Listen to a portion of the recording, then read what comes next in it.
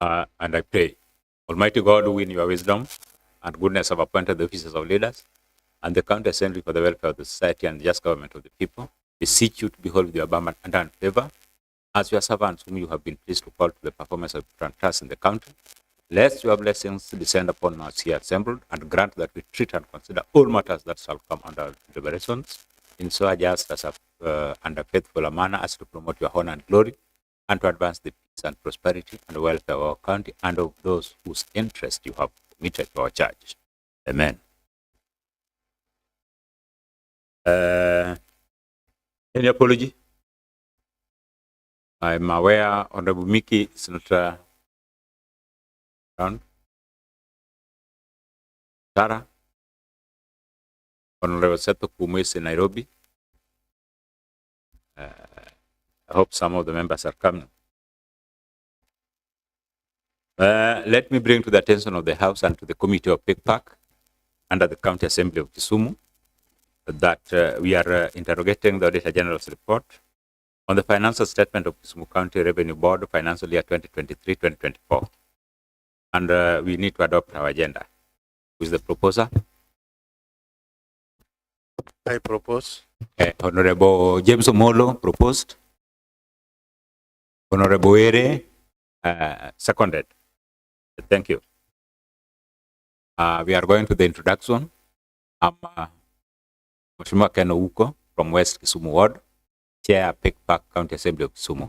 Thank you. Good morning. My name is Tom Onditi, Vice Chairman of the committee. Thank you.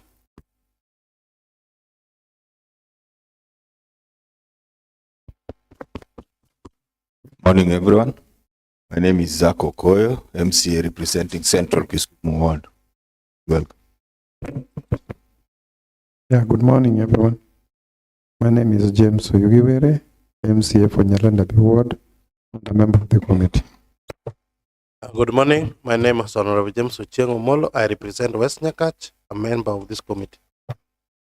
Morning. My name is Ahabi Lumondinya Suna, MCA Masago Nyangoma. Thank you, members. Back to the staff. Austin Ochieng, Committee Clerk. Weekly Forward, member of the Secretariat.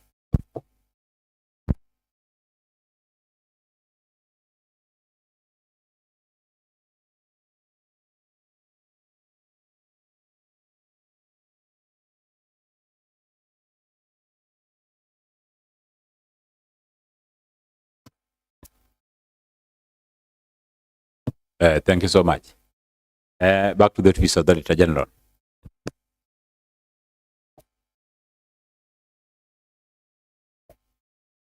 Thank you, Chair. Samuel Chege from the office of the. And my name is Mercy Shimoli from the office of the Auditor General. Thank you so much. We get back to our accounting officers. Back to the Revenue Board. Good morning, Chair and members. My name is Philip Adundo, CEO of Kisumu County Revenue Board. Good morning, Chair. I'm Nandi David from Kisumu County Revenue Board. Good morning, Chair. My name is Velvin Okiri, Accountant Revenue Board. Good morning, Chair. Kaila Peter, Office of the CEO, Revenue Board. Good morning, everyone. I've been Franco Mondi, Procurement Officer, Kisumu County Revenue Board.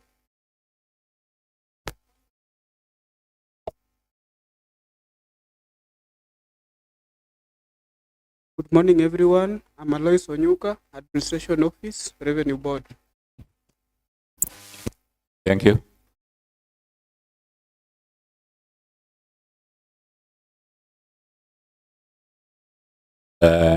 Senator, approach the chair. We are in the process of administering the oath to the CEO of the board.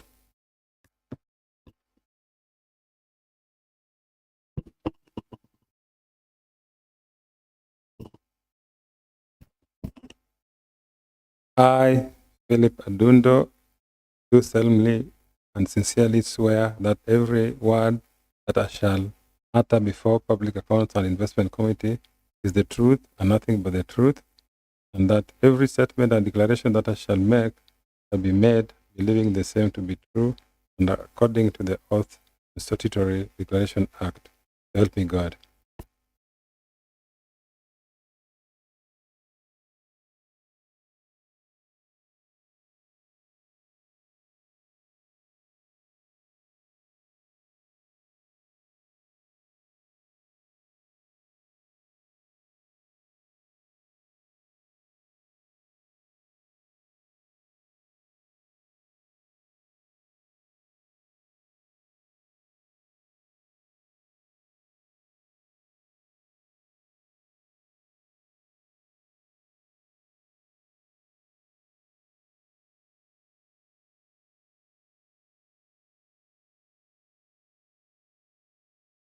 Thank you. Maybe before I go to the clerk or to the office of Auditor General, we want to put matters clear. Remember, the accounting officers appeared in the assembly, and we had a hitch. We could not move because we realized they responded to the draft instead of the final auditor's report. So we directed that they respond to the final auditor's report, and now it is the opportunity to confirm from the clerk to the office of the clerk. Did you get the responses from the accounting officers in time, as directed the other time? Chairman, I confirm that we did receive the responses. Thank you. Thank you so much. Maybe back to the office of the registrar for record purpose. Did you get the responses from the revenue board accounting officers in time? Thank you, Chair. I confirm we received responses for the report of the auditor on time. Thank you.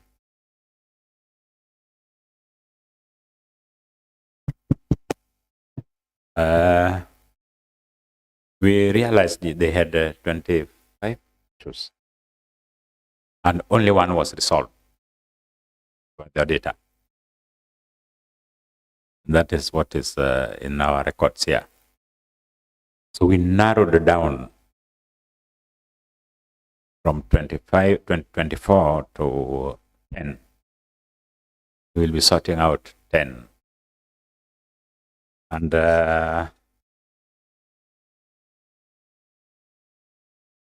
it has to be on record that we are going to handle on financial matters.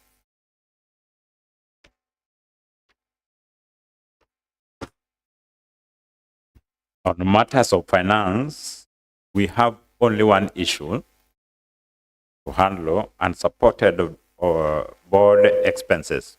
That is question 4.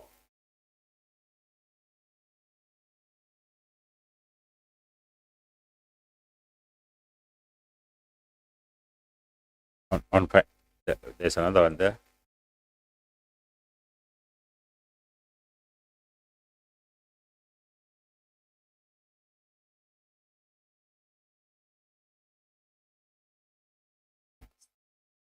Number 4. This is number 4. That's page 5. According to the response you have there, it is 5. Number 4.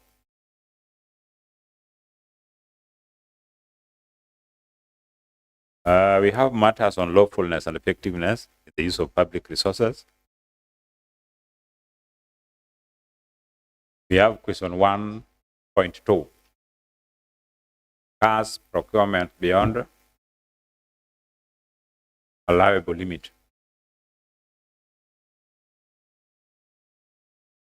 We also have a question 1. That is now 1.2. First question is 1.2. The second question is 1.4. Overpriced delivery of tires and batteries. Now we have question 2.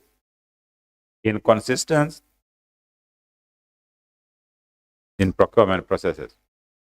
Okay. That is now question 2. We also have question 3.2. Failure to observe guidelines on board meetings. Then 3.3. Irregular remuneration of board members. We have 3.6.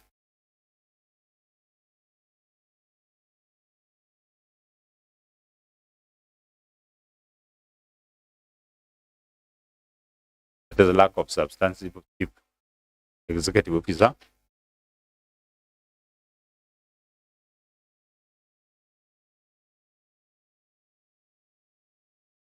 We also have 6.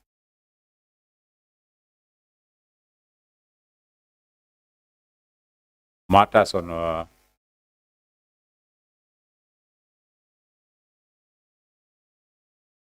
number 6.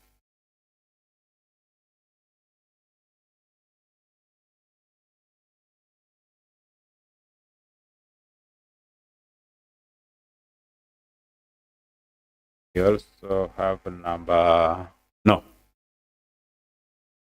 Now on effectiveness and internal control, we have number 3.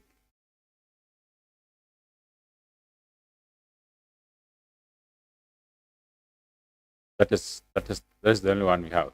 And number 4. And number 4, IT controls weaknesses. That is what we have. How many other? 10. So we start from question 1. As identified, our question 1 is number 4 from the Auditor General's report. Back to the Office of the Auditors. Thank you, Chair. Report of the Auditor General on Kisumu County Revenue Board for the year ended 30th June 2024, County Government of Kisumu.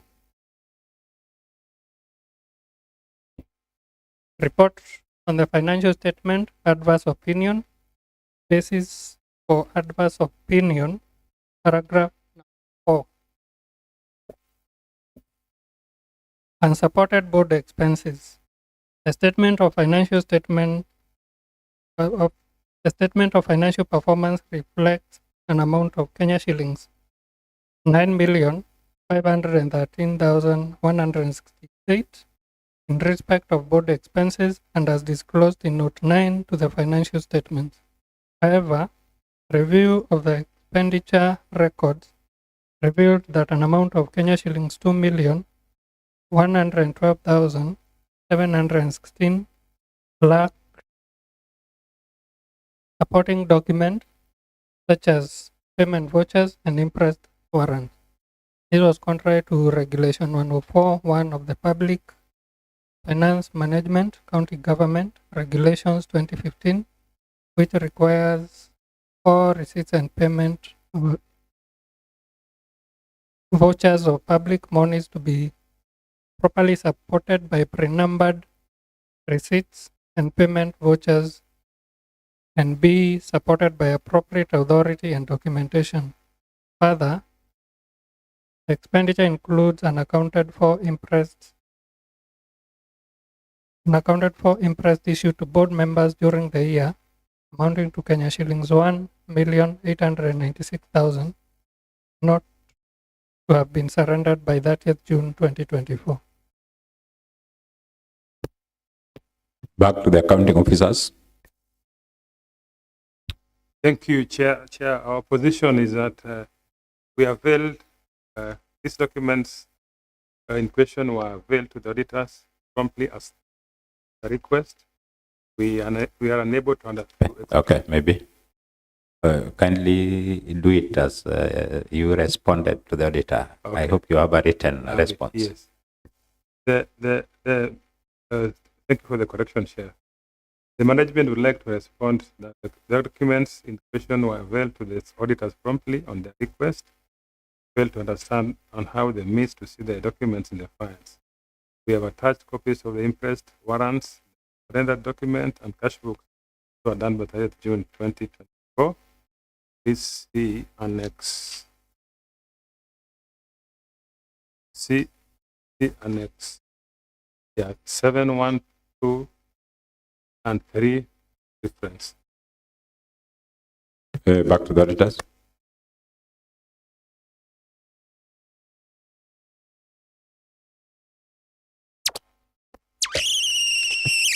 Thank you, Chair. That paragraph has been divided into two parts. The first part is on unsupported expenditure, and the second part is failure to surrender the interest as of 30th of June of 1.8 million. We did verify the payment vouchers and warrants that have been provided. The documents which have been provided, we have only been able to verify and confirm expenditures worth Kenya shillings 518,000. So the balance still remains unsupported by payment vouchers. The issue of unsurrendered interest has not been responded to.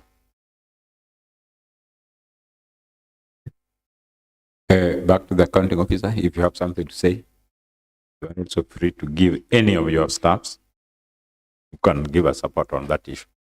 Chair, the documents are available. We have the impressed warrants surrendered.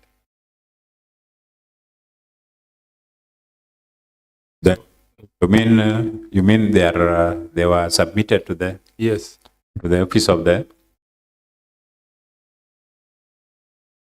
all of what is are you claiming that you submitted all the documents related to matters on audit?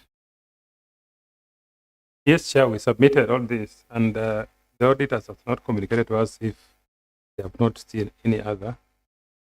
He has confirmed that, but now there's a portion of money which they have not been able to get the documents. However, we have the documents.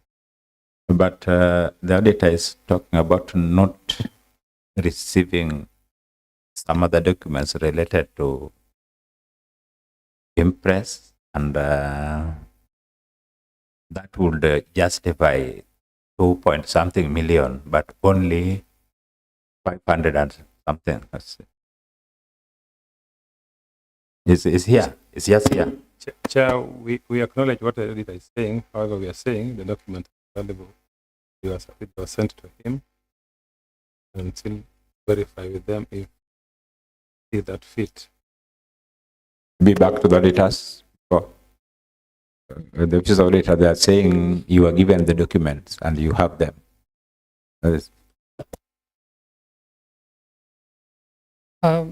Thank you, Chair.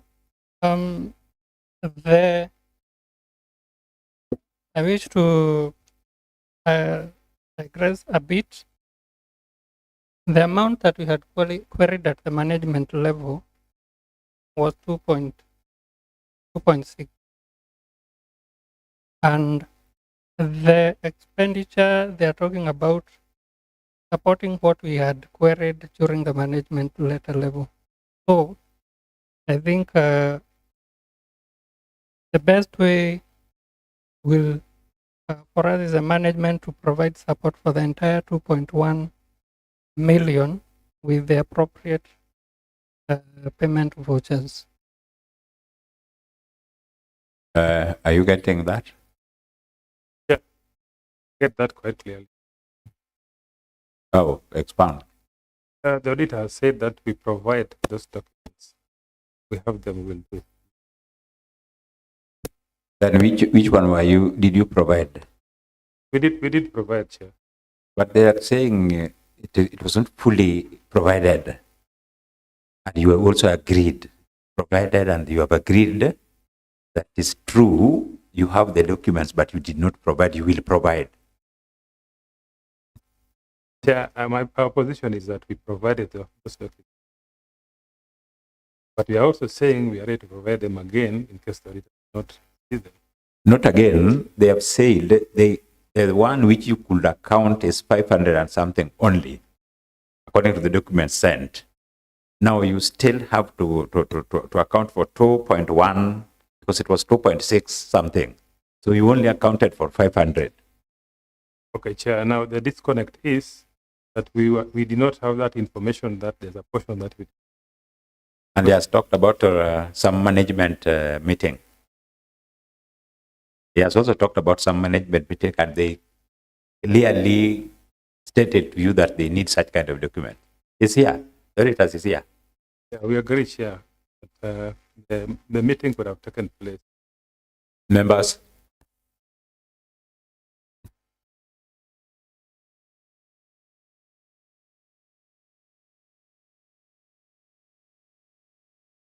So do you have the documents with you here? Yes, we have them, Chair. Which documents do you have? Kindly do it on, I want to hear it from the record. You do it through the microphone.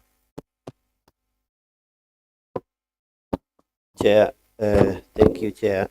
From our next just that we presented to auditors, we have both the unsurrendered supportive documents, that's all 1.8, which we submitted to OAG. Copies we have here. I think the other copies also we submitted to the clerk of the assembly of the PICPAC, having all the details of those supportive documents. Again, the 2.1, also the supportive document we also submitted both to your office at the clerk and the OAG. Maybe cross verification might have they might have not gone through all of them, but the documents they have. So what is required is very simple. You need to account for the money given to you as a public fund. It's very clear. And if you have the documents, the necessary documents, which were not given to the data, this is the last window you have. Where are the documents so that now we present that to the data? And if you have them, you don't have them in copies, kindly please, we are giving the opportunity. You have a lot of officers here. Let one of them go and print so that you submit now. If you have the documents with you, let one of the officers go and print so that you can submit now. It will be on record. Back to the office of the auditor. Thank you, Chair. As I had indicated, and I wish to bring this to the attention of the committee. This paragraph is divided into parts. There is the unsupported part of 2.1 million, and there is an accounted for interest of 1.8. The 2.1, they have to provide payment vouchers and supporting documents in totality. 1.8 was about explaining why this was not surrendered as of 30th of June. If they provide the payment vouchers for 1.8, they'll be responding to a different thing. Thank you. So, did you really respond to issues of surrender of interest worth 1.8? Did you answer that? So there are two different issues. There's surrender of interest, then there's accountability on matters concerning 2.6, which only 500 was accounted for, according to the Office of the Auditor. Yeah, if I can respond on the management letter, when they had specified the specific payment vouchers, which amounted to 2.6 million of unsupported board expenses, then 1.896 million of unsurrendered interest, of which we made copies of all PVs and submitted to the OAG, which are in the files, and we also have the copies here.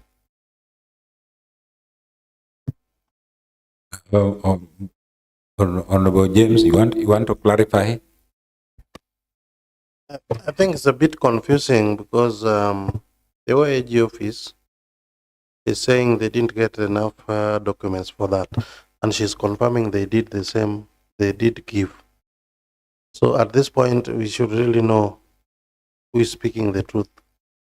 Is it the OAG who didn't get the documents, or them who did give them? One, did you provide them as annexes? But they're not here. They're not here. If you refer to an annex, they should be here. There are files with annexes because there were many. That is what we are talking about. If you have the annexes, if you have a response like this one, who did this? Now, when you talk about an annex, where do you expect we go to? Are you referring to some box brought from somewhere and placed somewhere? Yeah. Sorry, Chair. Mr. Nandi, it's the chair to give you. Don't just rise up and start responding to issues. Otherwise, we'll be in chaos here. Yeah. So, this is the one talking, unless it's not in a position of explaining what is happening. Now we'll give you.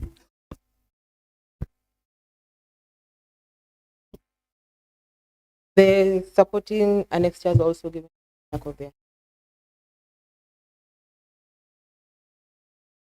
It is in, they were in different, the response, then there were box files for the annex. So it is like the responses were given in a box, like in a box file like this one, which we submitted in a box. Box file. Oh, so that is the same thing. So when you refer to the annex, so you refer to the box. Yes, the box file has the annex. Yeah. So when you, that is your annex. Hey. Okay. Members, are you getting where the confusion is? Yeah, you see me getting this one for us. I don't know how many there were, but I just got one from of us. Maybe you could tell how many did you bring? Because I only have this one and we are sharing. Oh yeah, it's hectic. I realized the annexes were in this report, but the one were to be seen. So I was told they were on the table. Okay, now I had made a ruling. I only given some kind of room to breathe a bit. I had ruled that go prepare the document required by the Auditor General to confirm that the 1.8, 2.5 were correctly used. Evidence-based kind of audit. And if you have a problem of how to deal with your annexes, we will direct you how to do it so that we don't get confusion on these issues. You know, when you put them in a different file altogether and you are referring to an annex, annex should be numbered accordingly. So when I go to the question, it's referred to that annex, I refer to that annex, I get back and we move. But opening the other file again, it doesn't actually sound good. So I've made a ruling. The matter is not resolved. Next question. Office of the Auditor.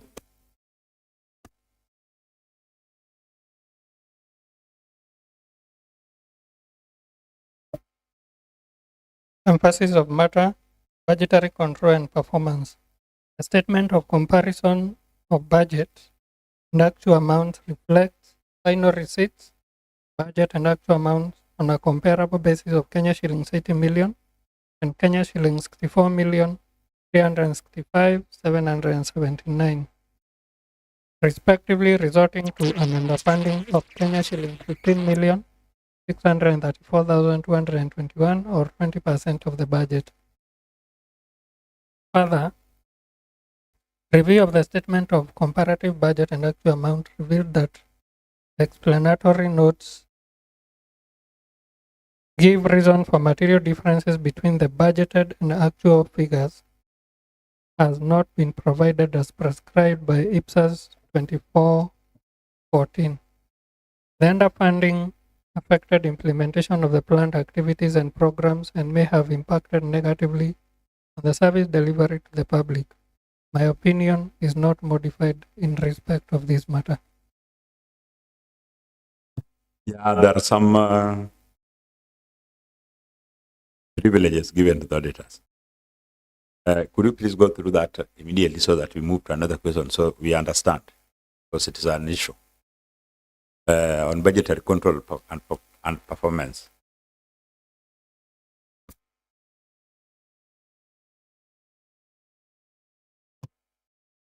Back to the accounting officers.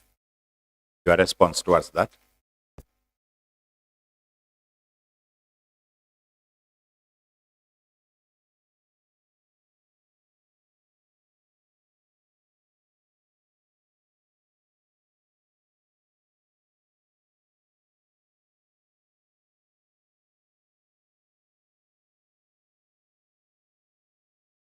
Yeah, our response is as follows. We appreciate the session on hospitality expenditure under review, and we hereby attach correct documentation on the Kisumu County Report of Government Audit Response filed for year 2023-2024, Appendix 1.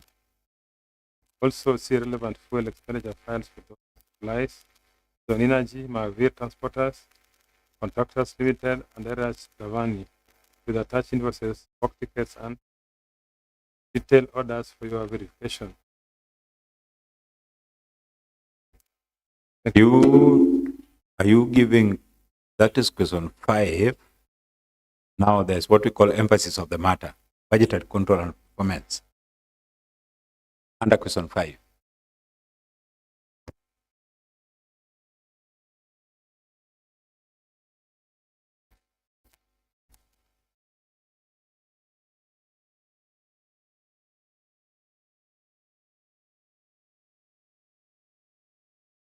Or if you did not respond,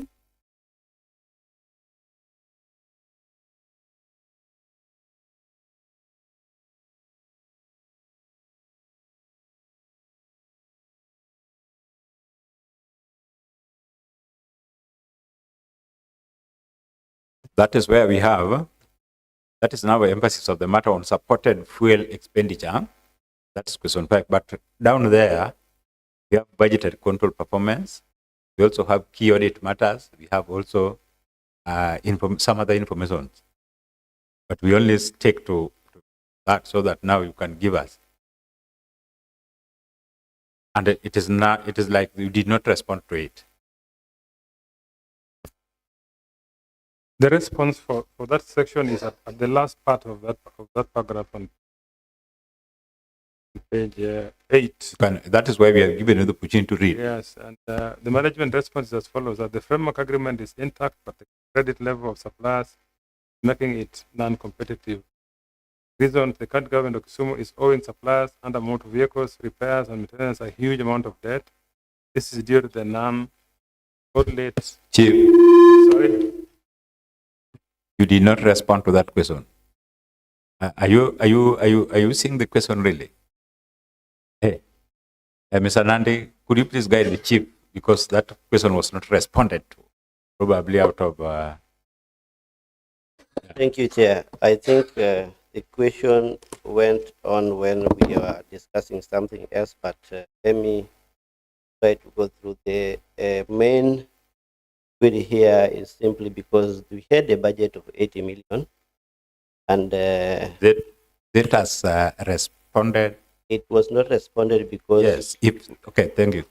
If you did not respond to that in the audit, what do we discuss then? You should have accepted that we did not respond so that we give you direction on what to do.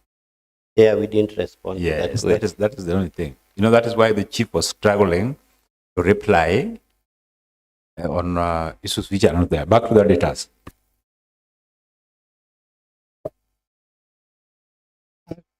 Chair, the response was not included for that paragraph. And considering this a cross-cutting issue, we'll seek guidance from the committee. We'll do our reports. We are time bad. Now we don't give windows for anything else. We'll write our reports so that we'll guide through our reports. Next question. On effectiveness and lawfulness, the use of public resources. We are going to question 1.2.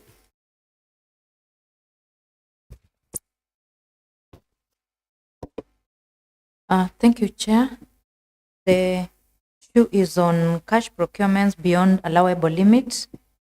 The statement of financial performance reflects use of goods and services, expenditure amounting to 40,731,804, which, as disclosed in Note 7, the financial statements includes expenses made through imprest amounting to 383,505.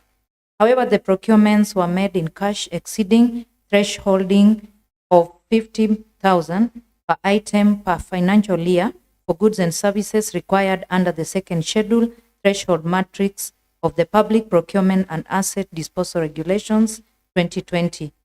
Further, cash procurements were not supported by the KRA electronic cash tax receipt duly signed by the person undertaking the low value procurement of the services. In the circumstances, management was in breach of the law.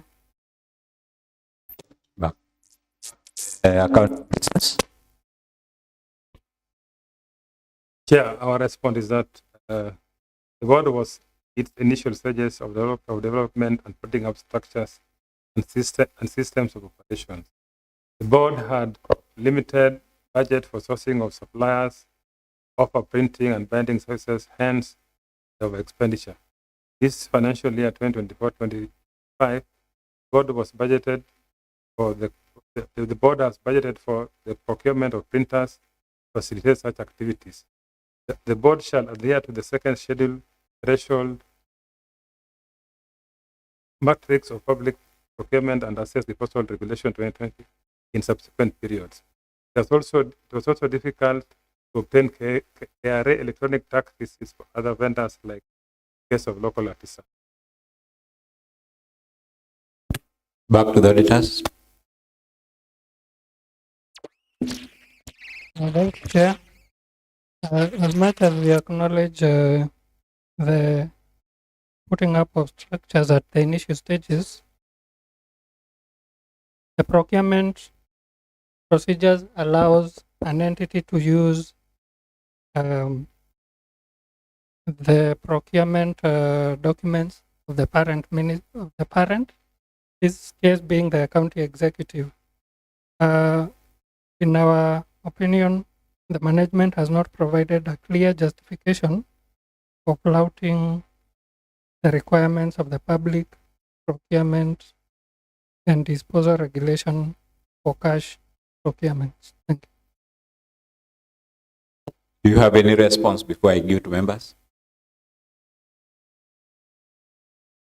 But really, how do you expect to prove this? Because audit issues is about evidence, and you don't have evidence concerning this, and the money is used. How? Who authorized this kind of expenditure?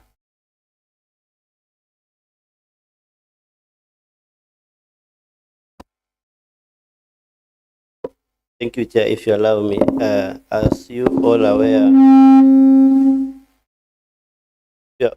that during this period was the initial period where board came in place, and the committee of board members and the management team was rushing over to have so many activities done within a time frame so that operations could have been efficient. that one was due to an oversight of maybe a procurement entity within. Okay. That is very good. Where you are, just where you are. See, you had your procurement officer here. Just let everybody now respond to issues. I direct so. Kindly just resume your seat. Thank you, sir. We want the officer concerned to respond to that issue.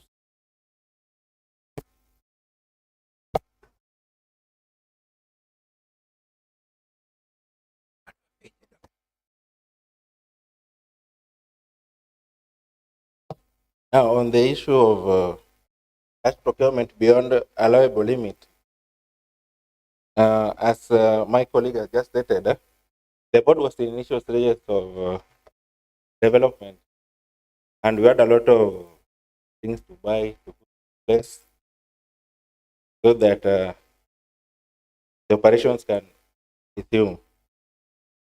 Now, there are some activities such as repairs, printing, binding. You are in the process of developing the budget, and there are things that we need to put into place so that everything can operate as usual. And everything procurement, it's the accounting officer who's supposed to approve.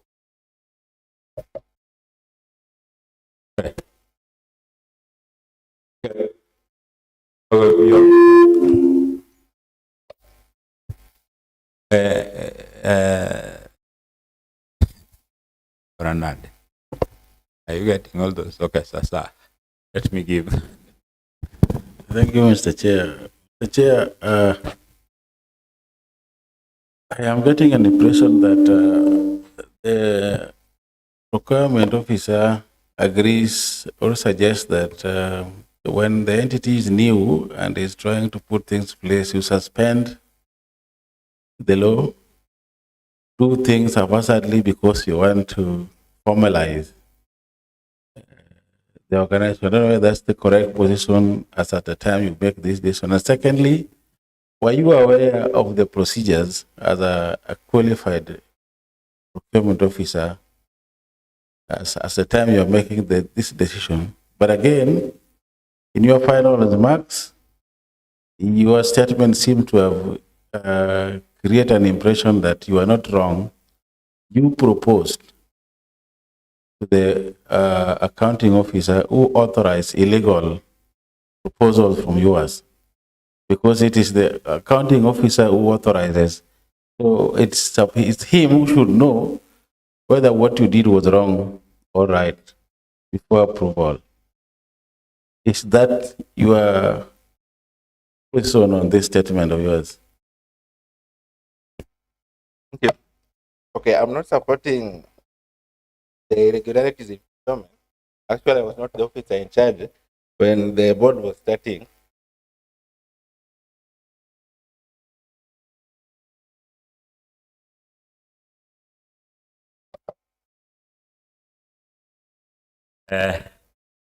Honorable Were. Thank you, Chair. Chair, the response is no.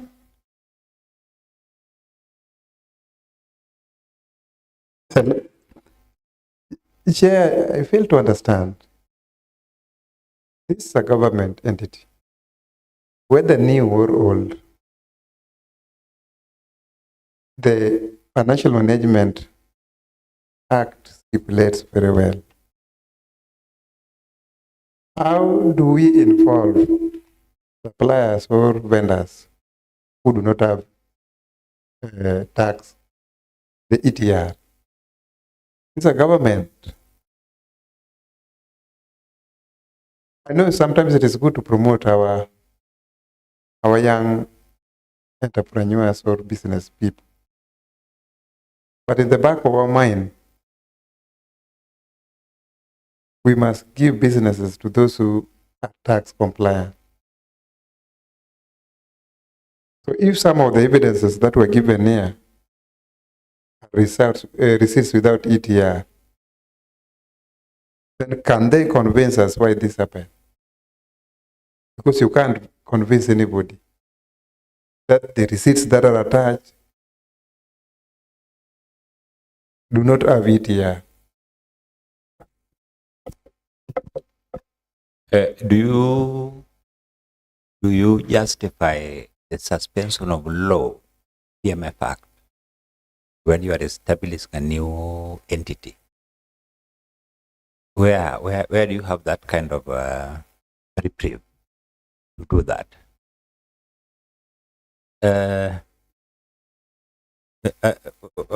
Who?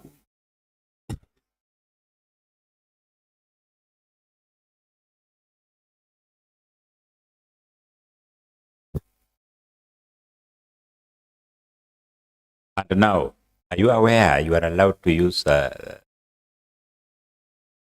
parent organization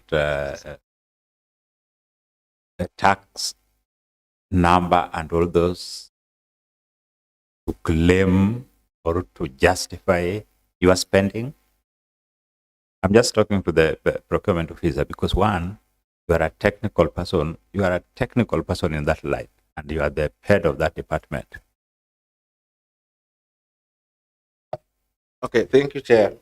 Or you are not there. Yeah, I was not there, but in law and procurement. If you are not there,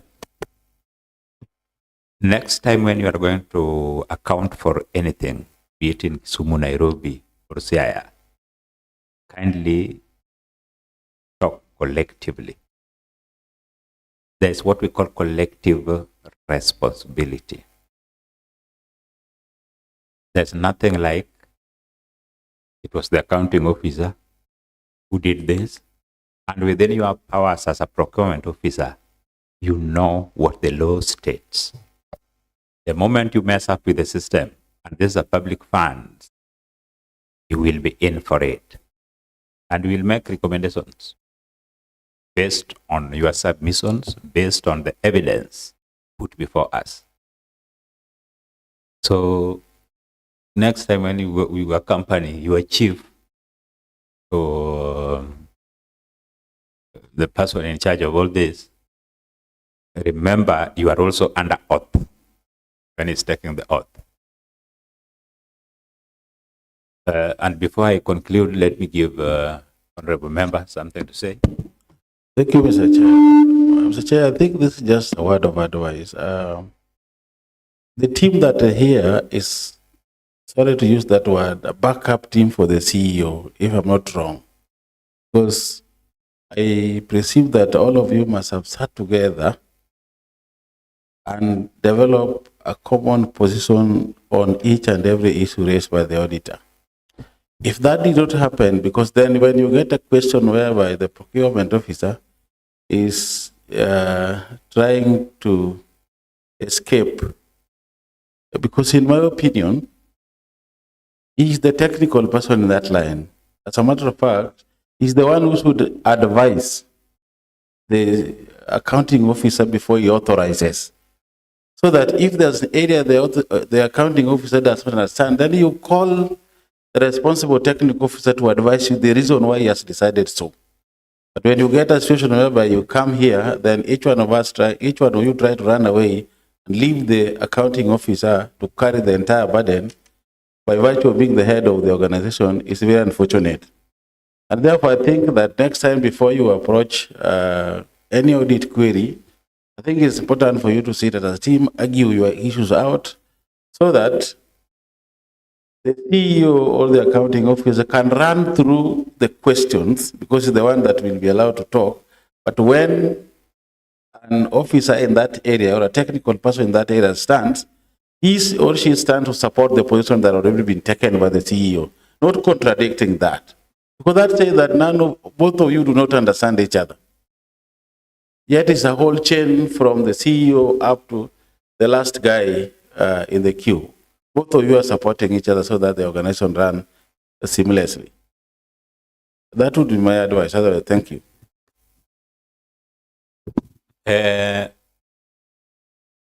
Maybe somebody called Ben Frank.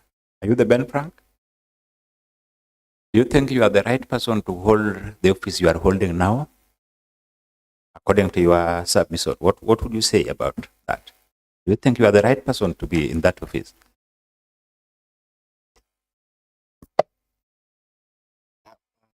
Okay, what I can say, I didn't get enough time to respond to the queries. Do you think you are the right person to hold the office you are in now? Yes, I believe. And you talked about something that you are not members, you are not there. When we look at the key management team, we have CPA Kungu James Otieno, who was the chief executive officer by then acting, who was also the secretary of the board. And when we come to the procurement department, we have Bon Frank Omondi Ayata, head of supply chain management officer. You disassociated yourself with this financial statement, yet you are listed to have participated in the production of this document. Could you please confirm that? That is true, Chair. It's true you are part of this document, and you just disassociated yourself from this, and you claim in the answer that you were not there when this thing was being done. So you are lying under oath. Thank you. We proceed, we'll make a decision on such kind of matters. We proceed to the next question.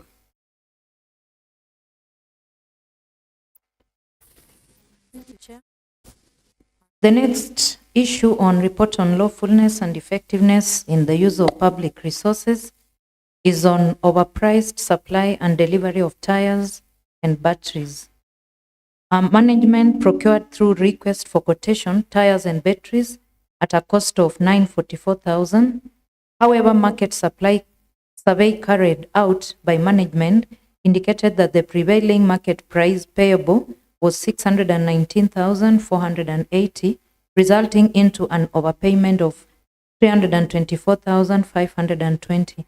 No explanation was provided for the procurement at prices higher than the prevailing market index. This is contrary to Section 54(2) of the Public Procurement and Assets Disposal Act 2015, which provides those standard goods, services, and works with non-market prices shall be procured at the prevailing market price. In the circumstances, the board did not realize value for money from the expenditure of 944,000 on the supply of tires and batteries. Thank you, Chair. Back to the management. Thank you, Chair, again. Yeah, the response is that the management has noted the auditor's observation and would like to inform the auditor that the supply and delivery of tires and batteries were done by Dennis Engineering at a cost of 725,000 and not as per the auditor's quoted amount. We refer you to Annex 9, Contract Agreement, LPO, and NSO for Dennis Engineering for here for your reference. Back to the auditors.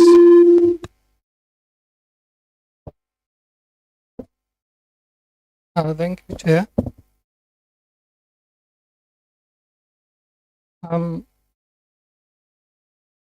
The issue of tires and batteries, our observation was that the market survey which was carried out by the management indicated that the prevailing market price was 619,480. Regardless of whether the cost was 944 or 725, the management procured these tires and batteries over and above the prevailing market price. Thank you, Chair. Do you have anything to say before I give members?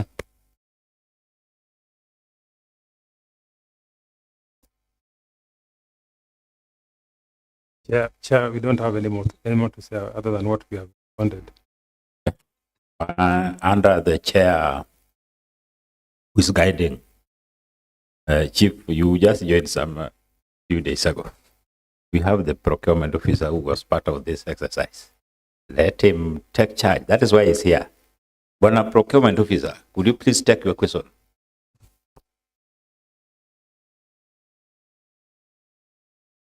Thank you, Mr. Chair. Okay, regarding anything motor vehicle repair and maintenance, we normally get the estimates from the transport department. That's why we get our pre-inspection report and the pricing as per the market survey prices. So anything that guides the supply and delivery of tires is within the pre-inspection report from the transport department.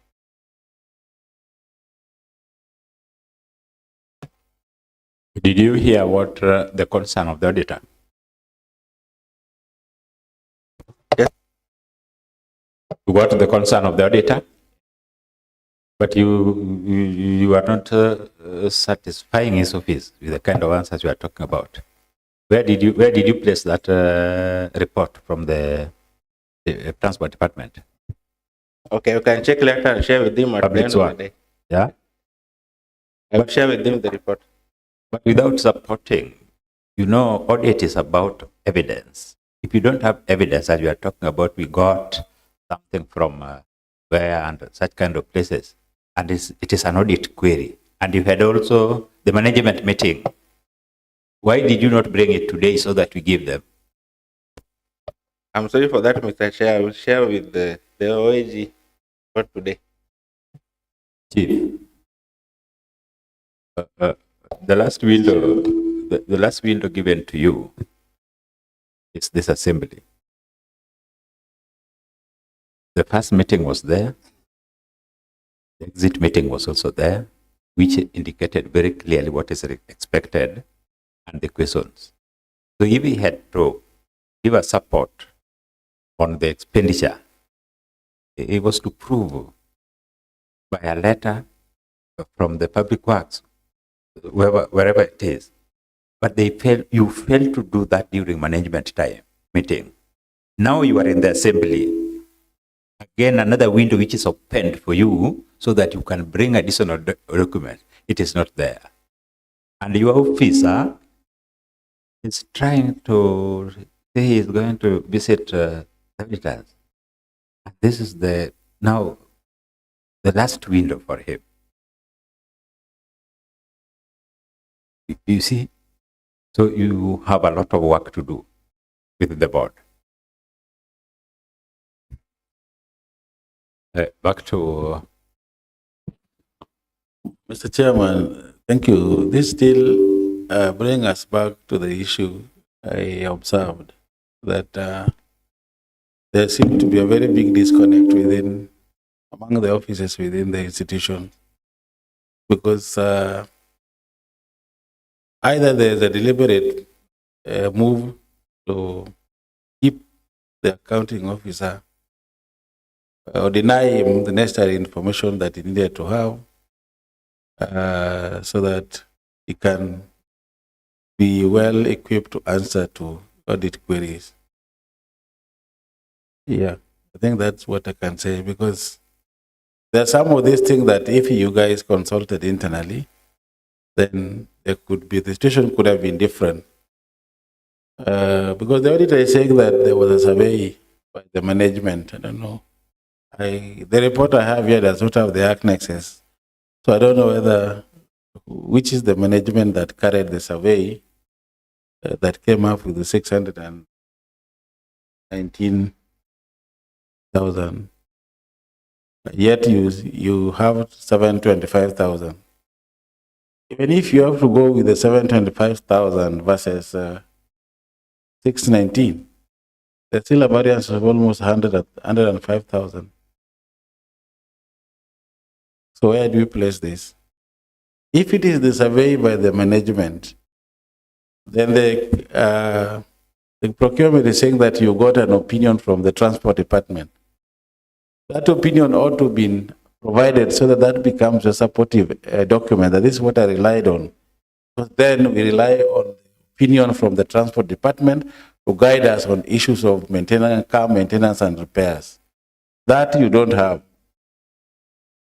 It's very easy to conclude and go with the auditor's opinion as the correct one. And again, as the chair said, before this, you had the entry meeting and the exit meeting with the auditors. I don't know where that happened. Because if you lose in those opportunities, this is now the last one to provide all the evidence and plead with the committee to allow you to table and admit those documents, because then those will form the opinion in the report. So if they're not here again today, and you say you are going to visit the auditor, whether you're going to meet in a cup of tea somewhere, I don't know whether that fits into what we are doing here. So, Mr. CEO, as the chair said, you have a lot of work to do. It is evident you have a lot of work to do, even in terms of internal organization of your institution, so that you come here as a team, not to come here as separate entities where the office of the supply chain reads from a different script, the CEO different script, and the other office reads from different script. Thank you.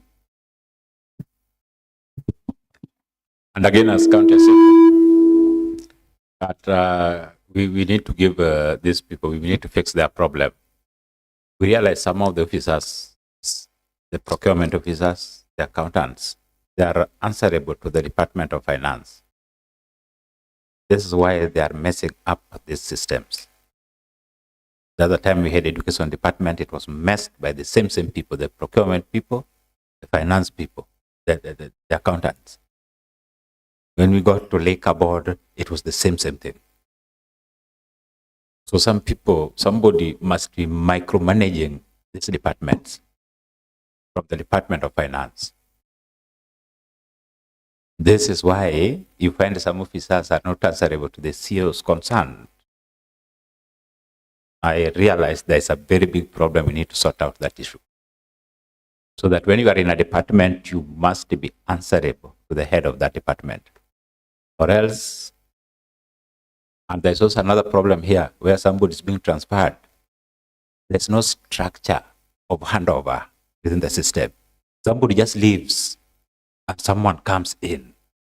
It is quite unfortunate.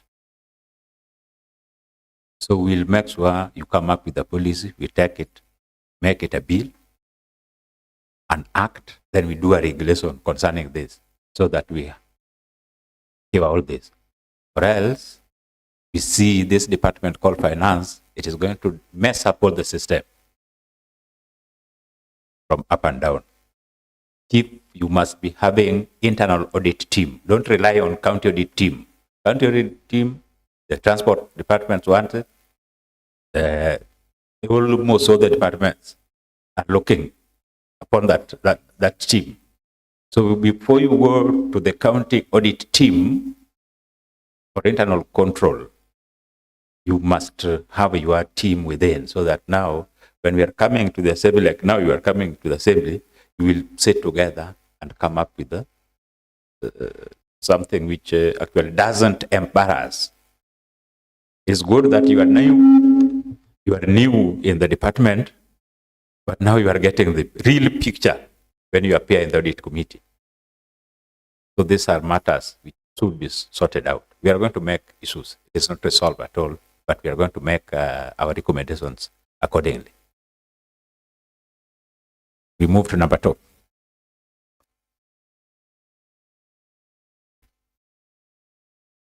Thank you, Chair. The next issue on report on lawfulness and effectiveness in use of public resources was on inconsistencies in the procurement process. Management contracted a firm for supply and delivery of office furniture at a total cost of 1,517,553 by LPO number 18516 dated 15th February 2024. However, review of the procurement process revealed the following anomalies. One, the quotations were opened on 17th December 2023 before the closing date of 19th December 2023 of the quotations. Secondly, the professional opinion is dated 27th December 2023 but signed on 1st December 2023. And number three, the contract agreement and letter of acceptance of award are both dated 11th January 2023. Further, management engaged a firm for supply and delivery of LAN equipment at a cost of 360,000. However, the contract was entered into before acceptance of offer from the supplier. In addition, review of procurement records revealed that management entered into a contract for provision of cleaning service, sanitary and environmental services at a cost of 1,119,050. However, letters appointing both opening and evaluation committee were not provided for audit review. In the circumstances, management was in breach of the law. Thank you, Chair. Back to the accounting officer. Thank you, Chair.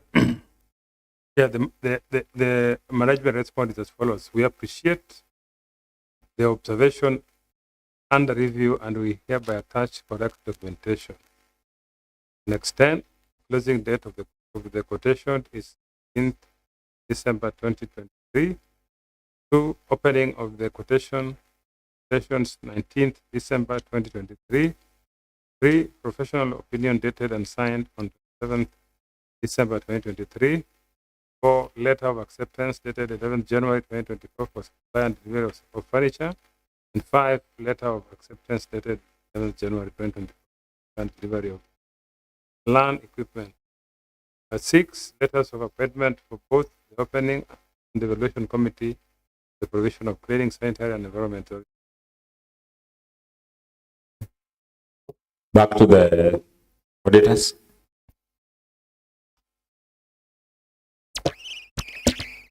Thank you, Chair.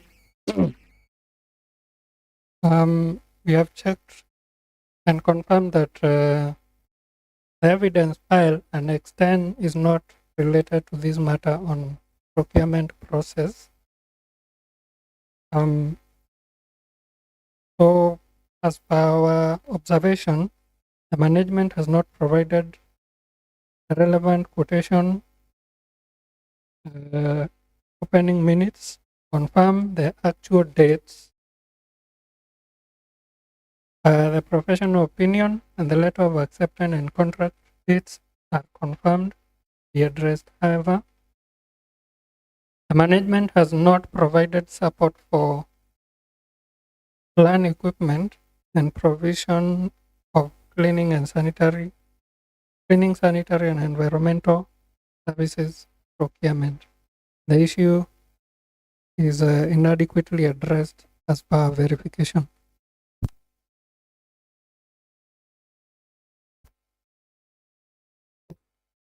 Chief, you will not answer that question. You will not.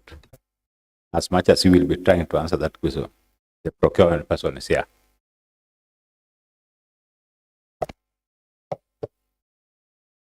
Okay, the errors were noted and the letters were amended and forwarded to the OG. And we have the annexes here. You talk about amended? There were some errors noted in the letters, the dates.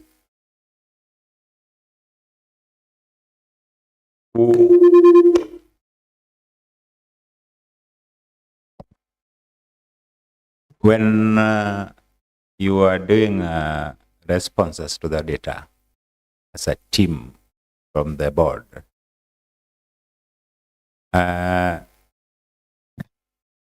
were you part of this response?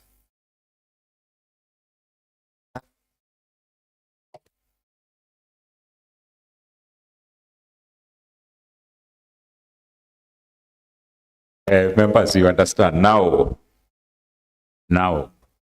So you are disowning all the receipts and all that you presented to the auditor, you disown all the papers and all the paperwork you did. Those were not from your office. It was the account, the finance person doing everything and manufacturing some documents to justify the auditor's report. Because that is the impression you are trying to say.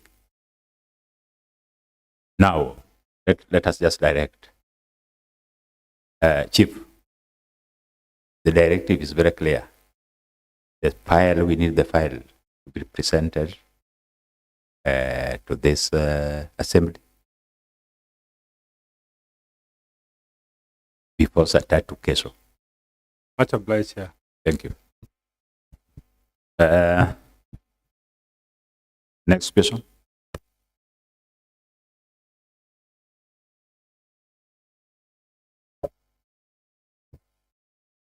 The next paragraph on report on compliance regulations. Paragraph number 3. Non-compliance with board and chief executive officers' terms of service and entitlement.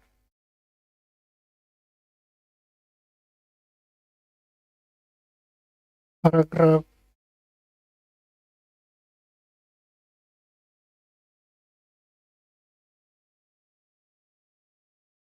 3.2. Failure to observe guidelines on board meetings. The corporate governance statement for the year ended 30th June 2024 indicated that the board held 89 meetings comprising 19 full and special board meetings and 70 committee meetings, translating to a board meeting every 4 days, thus making the board becoming operational in nature. This was contrary to the recommendation of the Office of the President Circular, reference number OPCAB 91A, dated 11th March 2020. The circumstances, management was in breach of the law. Back to the accounting officers. Thank you, Chair.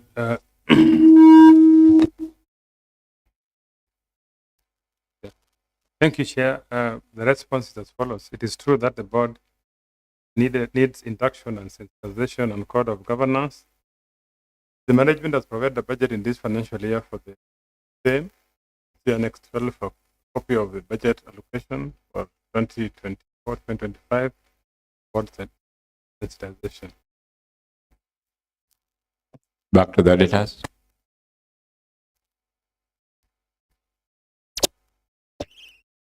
Thank you, Chair. The meetings of the board are not necessarily guided by the budget, and the management has acknowledged the gap. The board meetings were contrary to the recommendation of the Office of the President Circular of 2020. The issue is not addressed.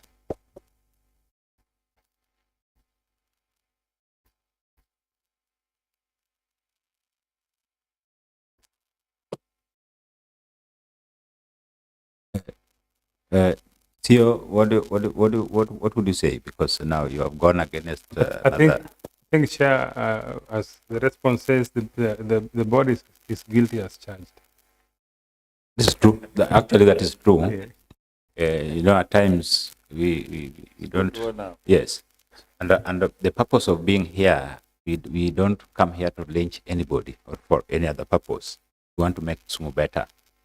It is our responsibility as the county assembly, and you as the executive, we work together so that we give delivery of services to our people.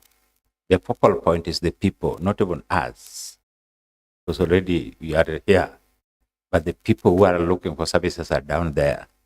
So when you come to the assembly, really, it will also give you the spirit governor not to misuse the resources required by the people back home. So unnecessary spending, illegal spending are not allowed. Everything is guided by the PMF Act. There's also a presidential guideline on what is expected. At the moment we fail to adhere to this, it means we are breaking the law. So it is very clear. Let me pronounce it very clear. some people must pay back the money earned illegally. We can't allow that, or else somebody will be taken in. And the people who aided this, knowing what the law states very clearly, must also be responsible. I've made myself very clear as the chair of PICPAC. Given the submissions, given what the law dictates, it is very clear. If you earn more than what is not meant for you, you must pay back, whether in office or back at home. It is very clear. Thank you. We go to another question.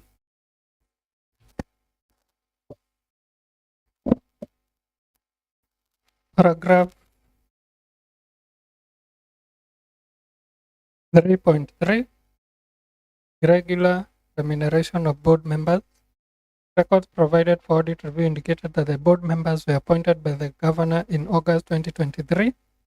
The engagement contract between the members and the Kisumu County Revenue Board stated that the member was entitled to a remunerative package of a monthly stipend of Kenya shillings 145,000 and Kenya shillings 182 for the chairman. However, management did not provide the Salary and Remuneration Commission approval contrary to Section 3G of the Kisumu County Revenue Administration Amendment Act 2022, which requires that the remuneration of the members of the board shall be determined by Salaries and Remuneration Commission. In the circumstances, management was in breach of the law. Back to the accounting officers. Thank you, Chair, again. Yeah, the management concurs, auditor. It is true that the board members are paid monthly stipends, and this is done by the county executive through the county executive payroll. The management only pays the board members sitting allowances, mileage allowance, and thank you, Chair. Guidance from the auditors. Chair, we seek guidance from the committee. This issue was also covered in the county executive report. We'll act accordingly with all the powers bestowed in the committee of the House and the rule of law. We proceed.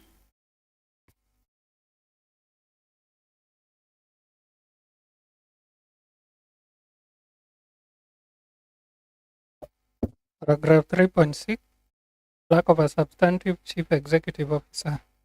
Review of the payroll and human resource records revealed that the secretary or chief executive officer of the Kisumu County Revenue Board has been in an acting capacity for a period of 14 months since August 2023, contrary to Section 34(1) of the Public Service Commission Act of 2017, which provides that an officer may be appointed in an acting capacity for a period of at least 30 days, but not exceeding a period of 6 months. In the circumstances, the management was in breach of the law. Back to the accounting officer. Thank you, Chair, again.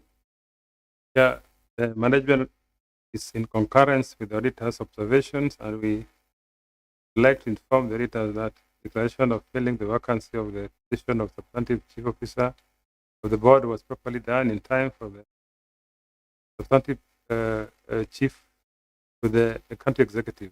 Kisumu County Public Service Board placed an advert the position, conducted interviews, but selection was not been done up to date. He attached Annex 14 for copy of the internal recruitment letter by Kisumu County Revenue Board Chairman, copy of advert for vacancy of the chief executive officer, and a copy of list of listed candidates for the chief executive officer by Kisumu County Public Service Board for your reference. Yeah, back to the leaders.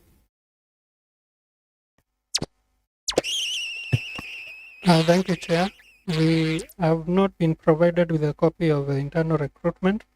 However, on this matter, we also request for the committee guidance. I think this audit was done then. So we can't even if you have the right officer now, it is not applicable. We are talking about 2023, 2024 audit. So that is what we should now say. Why? Why did they go beyond the required period of time? Because even if you have done it now, even if you did some of the letters, that is just good. But it went beyond. Now it was beating the law instead of helping the law. So this is why now lawfulness and effectiveness in matters comes in. Chief, you can respond to that. Yeah, there also the board was breached because that acting chief officer should have been extended beyond the 6 months. They should have been given another extension. So before the other one was recruited. So I think the editor's response is we concur with the observation of the auditor that the board breached that section that allows only. And what is the position now? The position now is that myself have been seconded to the board by the county executive because there's no substantive county executive CEO. So what is the law say? The law applies the same, that the secondment will be for 6 months for the position to be substantively filled. If it is not filled, they can extend it once for another period of 6 months. So members of the County Assembly, you have to act on issues, or else we will be messing the system each and every time. If one is capable of doing ABCD, this should be sorted out. Really, the magnitude of the work, the concern, and the sensitive department should have a CEO. But here is a case where each and every time they only second, they at times appoint somebody to act on ABCD. You see, we'll all be having messes and all that thing. There is no security of tenure days because after 6 months you are now back to some other place or doing some other things. If really we are serious on this, we need a substantive chief officer. A CEO, I mean, on this department, so that we can move. Or else, when a CEO, you will be having officers taking orders from somebody, somewhere else. This will not go well with whatever you are doing. All the efforts will be putting towards restructuring the system. There will be a lot of sabotage. So, we need to work on this. Honorable members. Mr. DT, you have something? Thank you, Mr. Chair. I concur with your opinion. I think it's becoming a trend in this county.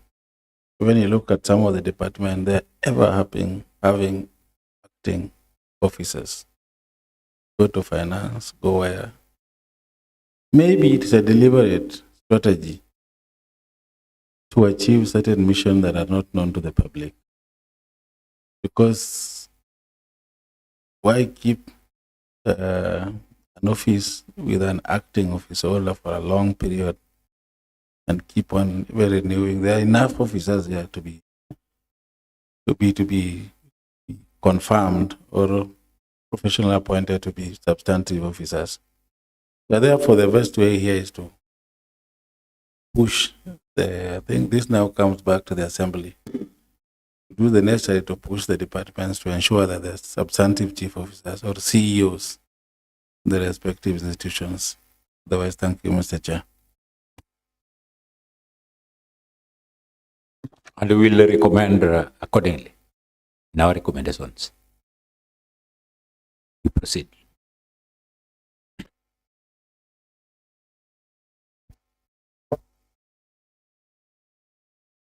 Paragraph 6 on lawfulness, failure to operationalize regulations. The Kisumu County Revenue Board was enacted through an act of County Assembly on 29th July 2022. However, management is yet to operationalize the regulations contrary to Section 25 of the Kisumu County Revenue Administration Amendment Act 2022, which states that the County Executive Committee members shall make regulations for the better carrying into effect the provisions of this Act. In the circumstances, management is in breach of the law.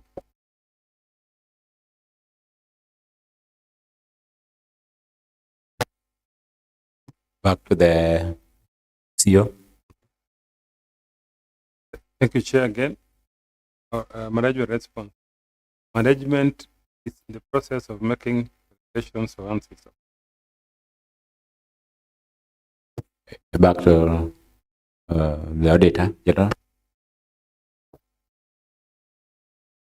Thank you, Chair. Without these regulations, that's why we are having a lot of management or rather poor internal controls. Through the chair, probably the management can confirm whether there's a cabinet paper which has been submitted to the county assembly in regard to these regulations. Otherwise, we seek guidance from the committee.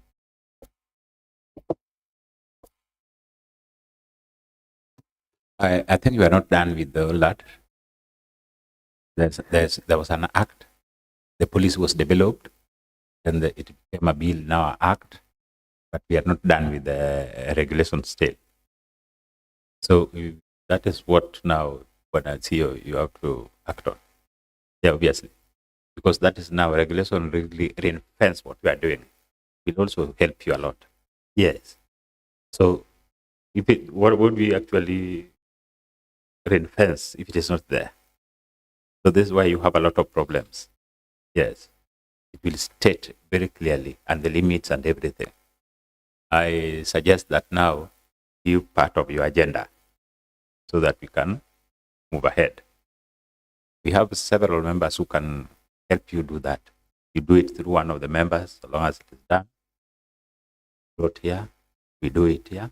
Now, we can move. Yeah. So it is a concern.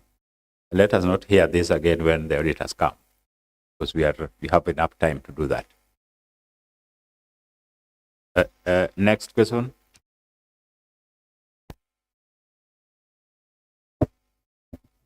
Report on effectiveness of internal controls, risk management, and governance. Paragraph number 2. Paragraph number 3. Failure to maintain asset register. The statement of financial position reflects property, plant, and equipment balance. Net book value of Kenya shillings 14,101,311 as disclosed under Note 14 to the financial statement. However, a fixed asset register maintained by the board is incomplete and could not be relied upon to provide a complete picture of the assets of the board. This was contrary to Regulation 136(1) of the Public Finance Management County Government Regulations 2015, which provides that the accounting officer shall be responsible for maintaining a register of assets under his or her control or possession as prescribed by the relevant laws. In the circumstances, the effectiveness of internal controls to safeguard the county assets not be confirmed. Back to the accounting officers. Thank you, Chair. The management response is in concurrence with auditors, has taken the necessary measures to maintain the register in the subsequent period. Asset register financial year ended 30 June.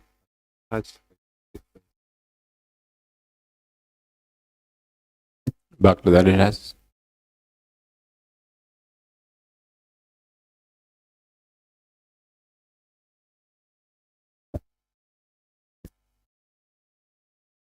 Thank you, Chair.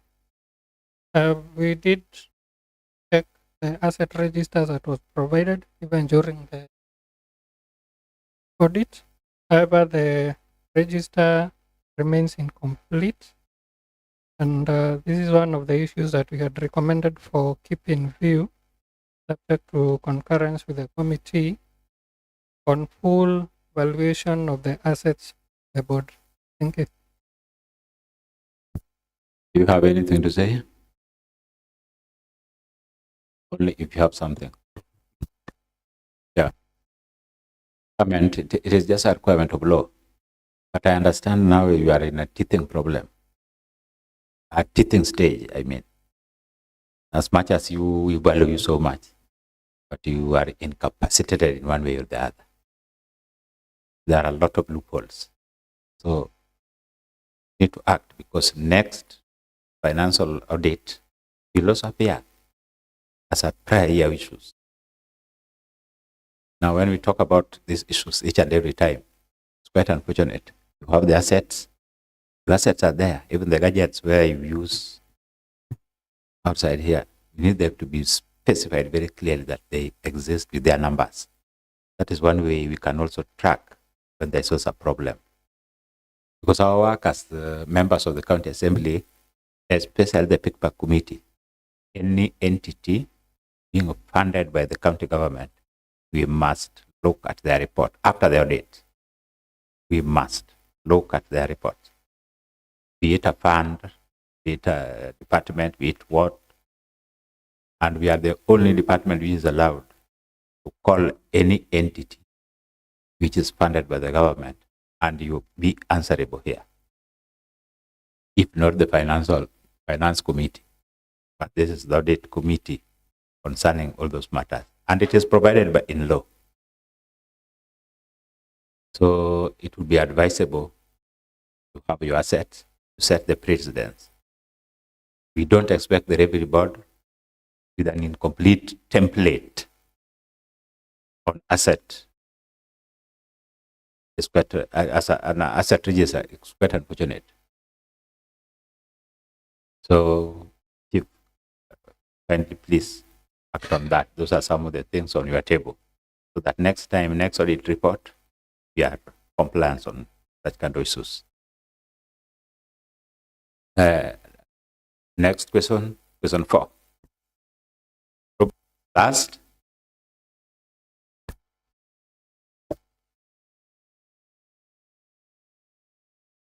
Report on effectiveness of internal controls, risk management and governance, paragraph number 4. IT control weaknesses. Review of the information technology system revealed that the management did not have an approved ICT policy and strategic plan for governance and management of its ICT resources. In addition, there was no ICT steering committee to assist in the development of ICT policy framework to enable the board realize long-term ICT strategic goals. Further, the board does not have in place disaster recovery and business continuity plans, contrary to section 158(1)(b) of the Public Finance Management County Government Regulations 2015. In the circumstances, the existence of effective measures to deal with risks and management and business continuity and disaster recovery could not be confirmed. Back to the accounting officer. Thank you, Chair. Management response. 1. Kisumu County Revenue Board ICT system to advise management approve development and formulation of both ICT policy, strategic plan, framework document. 2. Kisumu County Revenue Board ICT division to immediately embark on developing and formulating disaster recovery business continuity BC plans. Kisumu County Revenue Board has been relying on one owned by ARMS service provider Safaricom, but now realizes the need to have its own. Kisumu County Revenue Board ICT division to spearhead and champion appointment and formation of ICT steering committee that give 1 and 2 above. Basically, we are concurring here with the observation of the audit and the measures to ensure that we have policies in time. Thank you.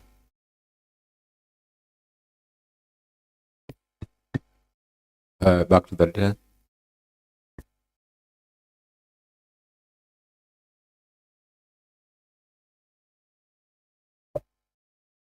Thank you, Chair.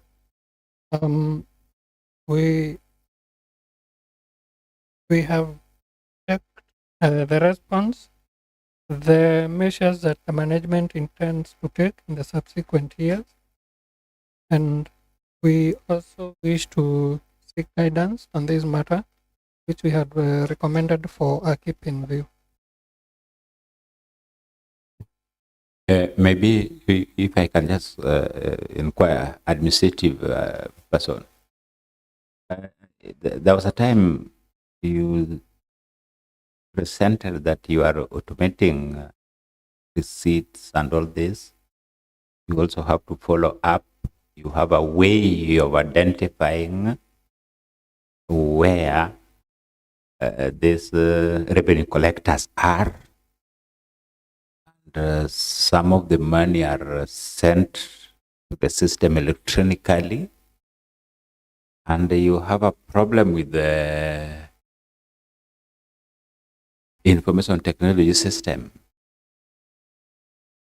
How will you even prevent hacking of the system? How will you now account for what is outside there? Because there's a glaring gap.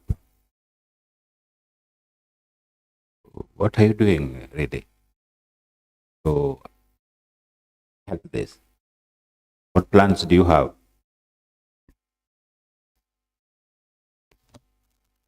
Thank you, Chair. We have an ICT team that are engaging with the county government ICT department. Unfortunately, our head of ICT is not here, but I'm very sure he's doing everything possible. Even last week, engaging with Safaricom and such like measures that put in place to avoid those.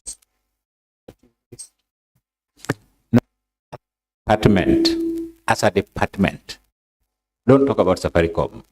Safaricom will be there or not there, but the county government must run the system, put internet in place, because they will always pick.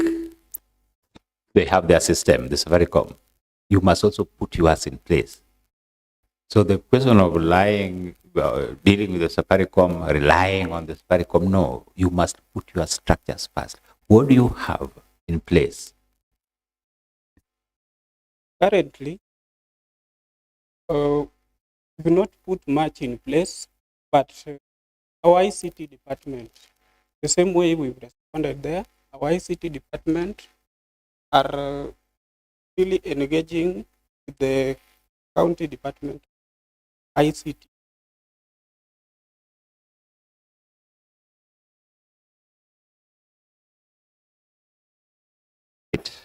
Even if you don't bring, could you please cite something? Which one? What have you done so far? What are you doing now? What is in place now so far? You are talking to another department, and some people are also looking at your department as a hope. Now, what are you doing now? What are the exercises? What are the activities now? Chairman, you allow Mr. Kaela to respond. I'll do that. I'll do that. I'll do that.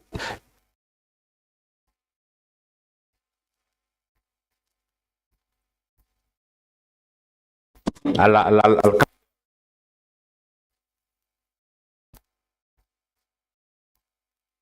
putting people in positions, people who cannot deliver on issues. We don't despise age. We don't despise anything. But we want competent people who are placed in positions who can deliver. Really. This is a very sensitive department. Chief, are you getting that? You expect that to be your administrator, and is now exposing himself. Do you have something to say? If you don't have, you can move to another officer again. You don't have anything. Are you the admin of the whole department? You don't have anything to say in a situation like this? Okay, you can resume your seat. Honorable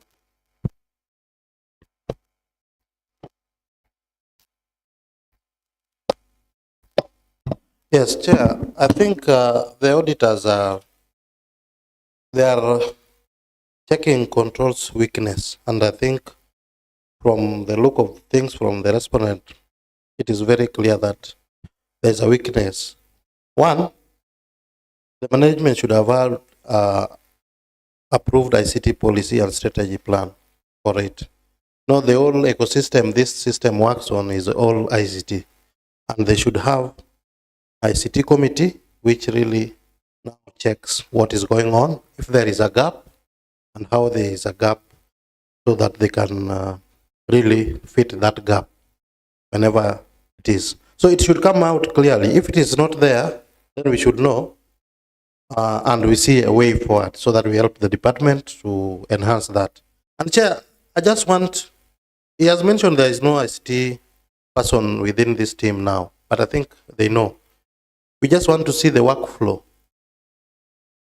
How this system marries with the Safaricom, the system the Safaricom gave marries with the banks, and on real time, how they do it, the workflow from the client to the bank, then the feedback. I think they're able to demonstrate that also to us so that we see. And without all this, that the auditors highlighted, I think there will be a weakness, or if there is not, there will be. So we need to enhance that. So I'm just interested in the workflow. If, for example, laymanly, if I'm a trader in town and I interact with this system, how do I pay? Once I pay, how do I get the receipt or certificate or whatever it is? I just want to know the workflow so that we understand where we are and how foolproof it is. Thank you. Maybe there's one of your officers who wanted to talk. Mr. Kaila, do you have something to say? Thank you, Chair. It's true that for any organization to run, policies and regulations have to be in place. And I believe this is the first core agenda. CEO will ensure that we have it in place. And with the disruptions of the board members who stepped aside, very little had taken place. So it's a humble plea. Let us take this as our first priority to ensure the ICT committee is in place, the approved policy and strategic plan are also in place. Currently, we are dependent with the ICT directorate at the executive, but we need to have our own as a board. Then you needed the workflow. The system, we cannot say is foolproof as such, but we need to do constant surveillance of that system. That is why you're asking the admin, what have we done? We are doing a system surveillance. And the last 1 week, I myself and the CEO, we engaged in surveillance of one. We started with a sub-county, which is Kisumu West. We're doing a surveillance at the bus park market. We're seeing disparities, yes. But once we came in and started monitoring one by one, there was remarkable improvement. If there's no surveillance, there's laxity. So we had to get the enforcement officers on board, and we had to surveil our collectors as well, together with the water revenue officer. Where there are weaknesses, we are doing changes. Whether there is hue and cry, we are doing changes, and we are seeing performances go up. Now, yes, just before that, just before that, for you to do the checks, backgrounds, and all those things, it must be done on a structure which you understand better. Could you please come out? Which structure are you trying to follow up? Because you must understand what you are following up, so that now that's what is called compliance. What is this structure? He has just asked, how does it marry with Safaricom, back to the system, banks? such kind of things. We need to understand that. Or to that extent, you may not be in a position of explaining. We don't say there's no improvement. We don't say there's no supervision. We don't say that. That is not our so much concern. But the system, how does it marry with the bank, Safaricom, system of county government now to you people? What is this structure? How is it? How does it work? It has been explained very many times, but remember we are in audit queries. Remember we are also not restricted to audit queries, because one of our work is oversight. Authority of the county lies with the county assemblies. So this is what we are talking about. I thought you would come up so that we understand, and we help some other members also to understand that what you have is this. But now we are talking about supervision more than this. What is this structure thing? What is this thing? How is it connected now? Bringing money, getting out, in, out, out. Yeah. Okay, just the same way we have e-citizen system for the national government. See, if I want, let's say, police, how do you call it? Police clearance. I marry with the system. I pay the money via M-Pesa through their pay bill. Once I do the payment, I'm able to print the police clearance form. Only when the money has been on the other end. There's no way I can print before I get complete payment thereof. So that's why I wanted to really understand the workflow so that we understand each client in this county, whenever they pay, that money reaches the bank and the subsequent receipt or certificate is generated thereof. Because if it is not foolproof, someone can just print without the money actually getting back to where it is intended, which is our revenue account. So the system was to curb that. In between, someone can have a certificate or a permit without paying full amount. Maybe our officer collude with the person and he gets the permit without payment. So just take us through how they marry with the bank and the client so that we understand. Maybe before you respond to that, it's not very specific on ABCD. We have cases where the license is being downloaded without money getting into the system, and it is an inside job in the system. I hope you are aware about this. I know of some places which, when I tell you go to this place, you will find a fake license downloaded from the system of the county government. I know. So,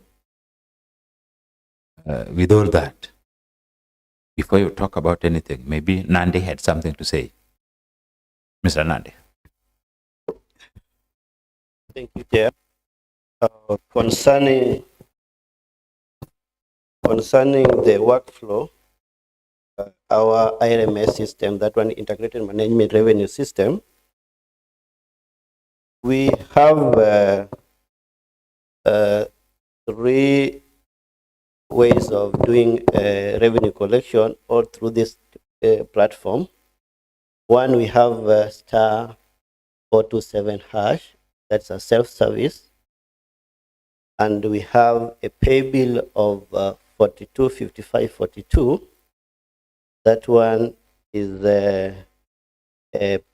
also a source of paying Kisumu County revenue in the platform of IRMS. Then the third one is where our collectors prompt a customer or a taxpayer to pay.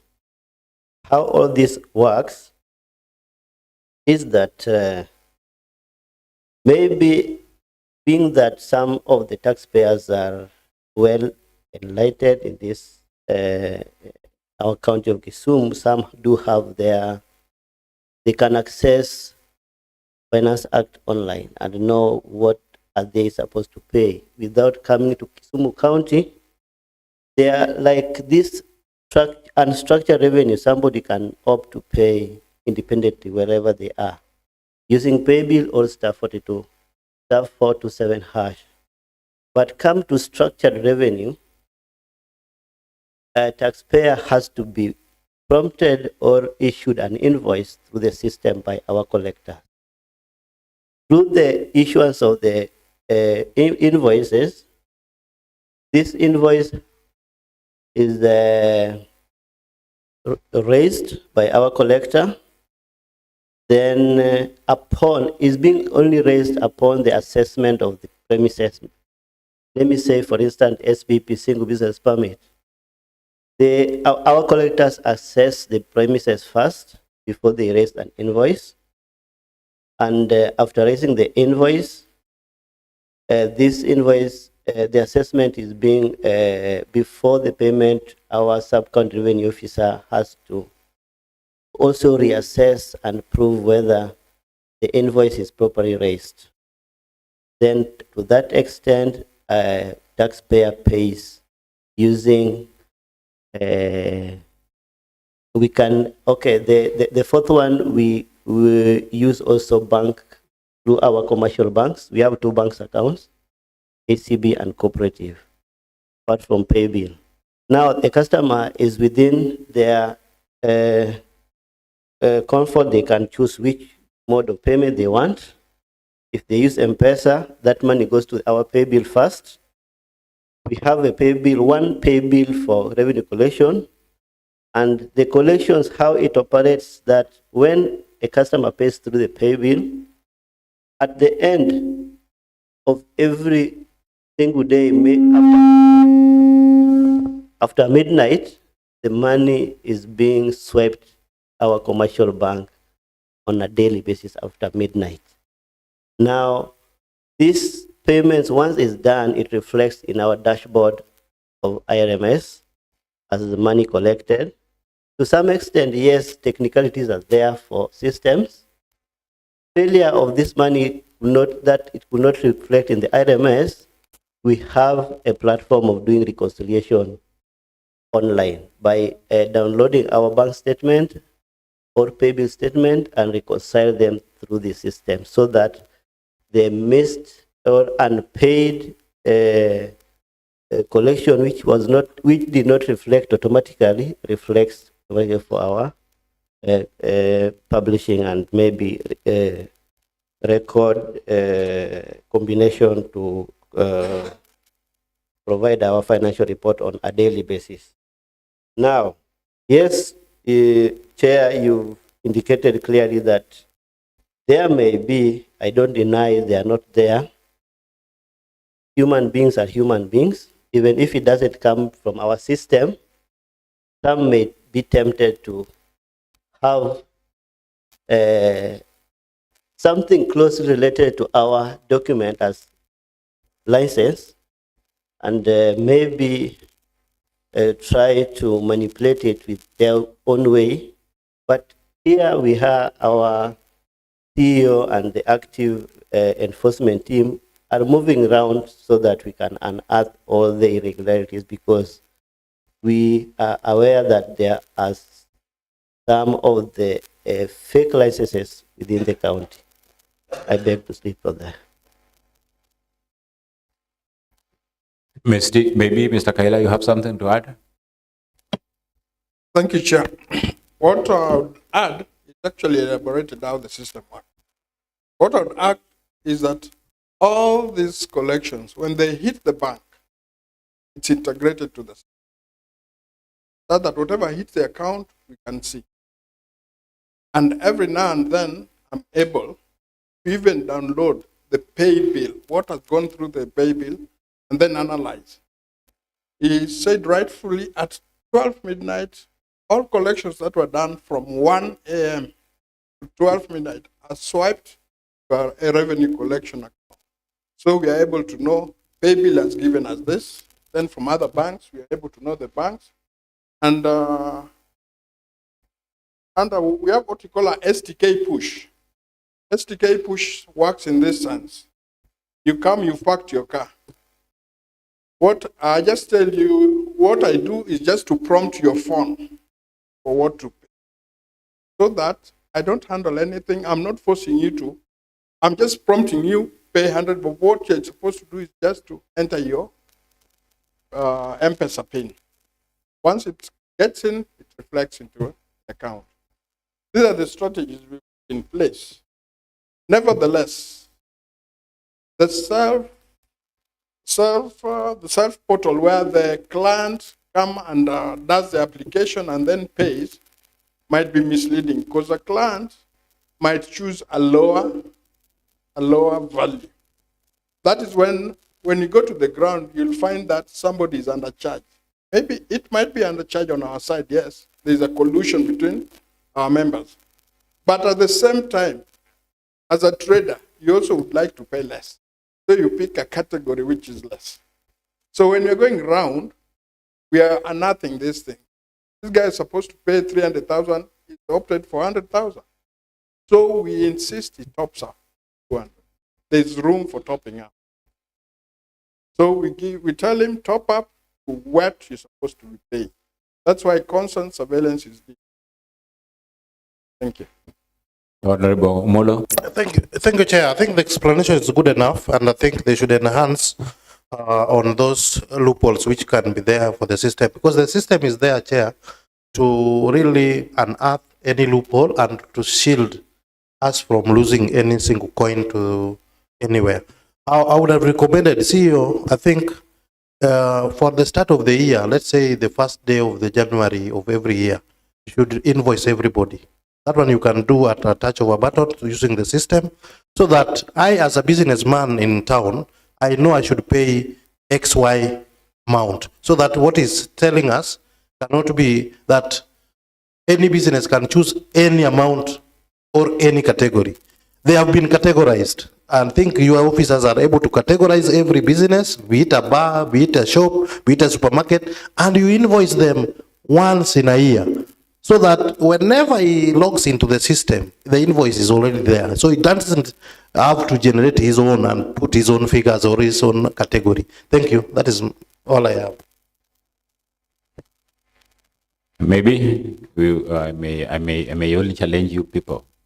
It's good. The other time when we were in was it Nakuru, Naivasha, there was a superb center of the one here, which could not be actualized. It's quite funny.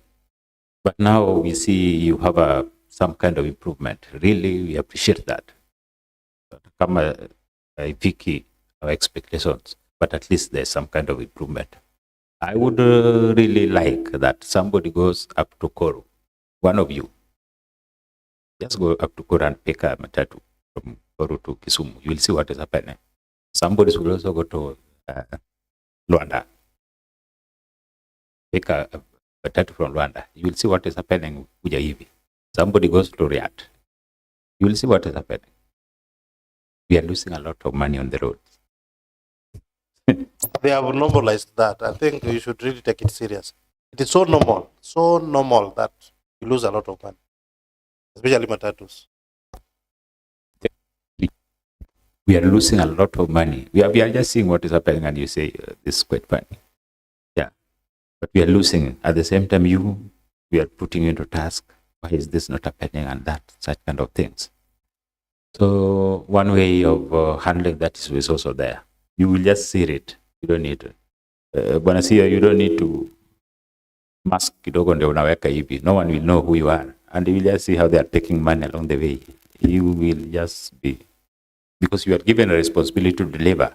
Imagine you can't deliver as required because somebody is messing up the system.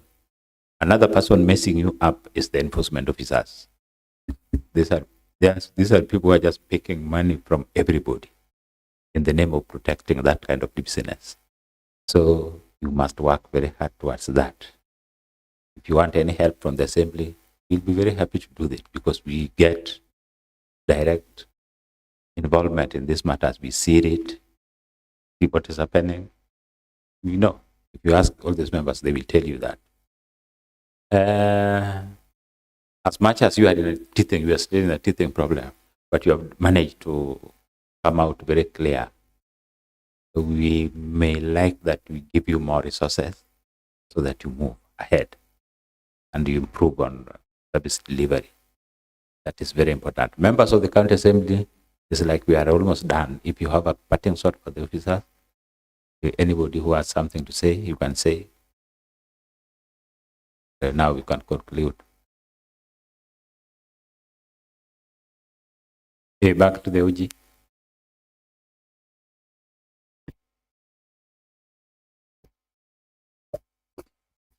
So thank you, Chair. I think from the explanation we have gotten to the management, all these goes to the IT department. And that's why we feel that with a strengthened IT department, these matters of the integrity of the system, matters to do with the revenue collection, they can be able to trap some of these issues before they get out of hand. And also on matters of operationalizing the act, it's very critical for them to move ahead. We are thanking you, Nakopiki, for the opportunity. Yeah, thank you so much. You can remember we had almost 29 reports for every financial year, and we managed to do them. That's what we call a constitutional timeline of 3 months after being taken to the assembly. We have really tried to do what is expected of us as the committee. And we are done with all the 2023-2024 reports. Today is the last report so far. I congratulate members of the county assembly. Even the executive, all the arms, funds, and everything, you have always been responding. So we had some issues with the revenue board. But I hope this time you will not mess up again. You will make sure you do your responses in time. Our main purpose of being here is just to serve the people, just as I said. We don't need to be fighting over anything. Because when we go down there and the road is not done accordingly, or somebody is taking money from people at will without receipts and all those things, they blame the MCA. They don't know that it's what we call separation of powers in terms of county assembly and the executive. They don't understand that. We have tried to explain, we have tried to dissociate ourselves from the executive, but we can't manage it. They don't know that thing completely. It is only known here. So our main purpose is deliver it to the people. I really like that we can improve further and our relations, county assembly and the executive, so that we work together for the benefit of the people. We must also, members of the county assembly, thank you so much. You have been very consistent in all our reports. This is the most active committee so far in the county assembly. If you ask anybody, they will tell you. We tell you no, no. It is yes, we tell you yes. And we must also thank the governor. We have never had any kind of interference, any call, anything like that. No. Or anybody in the title of a CEC calling us to do something contrary to the law. We are very independent. We make our recommendations independently. That is what we are doing. But we also consider some factors that you people, you are also human beings just like ours, like the members of the county assembly. So we do the law of natural justice. It must always appear when we are doing other things, despite the fact that we have the PMF Act, which is spacing very clearly on what we should be doing. But this one should not make anybody mess up with the public fund, thinking that we will be covering. No, we will not be doing that. To the office of the Auditor General, thank you for being very close to the County Assembly of Kisumu. We have worked very closely. There's a cordial relationship. We really respect each other. Thank you very much. We still think and expect you are going to operate with the County Assembly on matters of audit, and we will also make sure that we pull our socks so that the constitutional timeline of 3 months is met by the Assembly. Thank you very much. Allow our visitors to go back before they go. Our meeting of today is adjourned. Thank you.